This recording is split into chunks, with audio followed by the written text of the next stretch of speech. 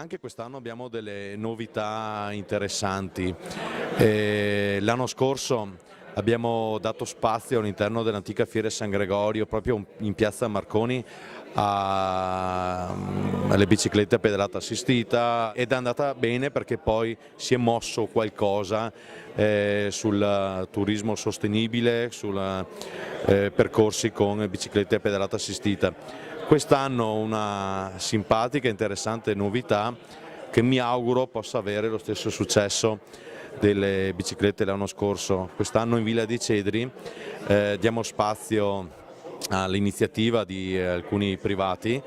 che vogliono proporre delle gite, dei percorsi lungo i nostri sentieri accompagnati dai lama e dagli alpaca con la Valdo Lama Trek, un'iniziativa interessante perché permette di rendere accessibile il nostro territorio in maniera nuova, interessante e sostenibile.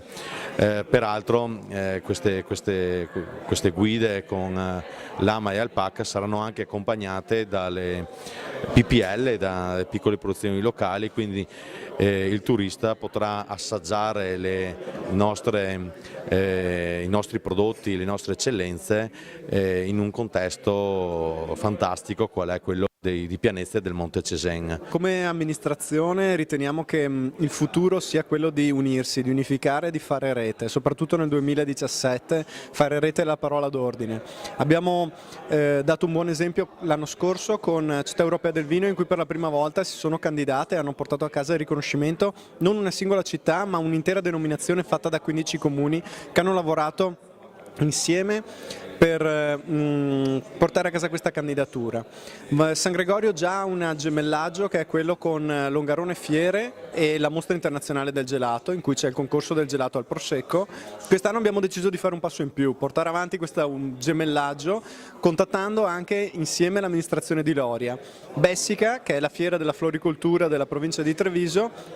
cade lo stesso identico giorno di Valdobbiadene e San Gregorio. Abbiamo deciso, facendo un lavoro di squadra con le due amministrazioni comunali, Valdobbiadene e Loria, di portare avanti anche questo gemellaggio, facendo lavorare insieme l'ente fiera di Bessica con San Gregorio, e direi che i risultati stanno già venendo. Abbiamo già i primi risultati sia di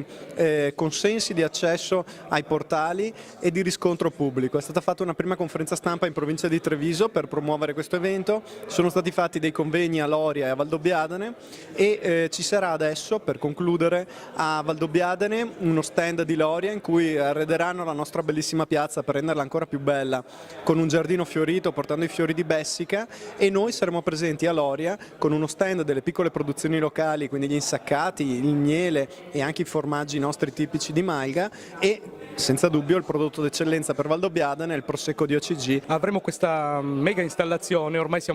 siamo abituati alle cose fatte in grande, quindi avremo questa grande cornice dove incorniceremo il fronte della villa, per tutti gli appassionati dei selfie potranno ritrarsi all'interno di questa cornice con lo sfondo della villa. Ci sarà un'altra installazione di rilievo realizzata dal maître chocolatier Dalla Vecchia, Mirko Della Vecchia, una scultura in cioccolato di 1 tonnellata,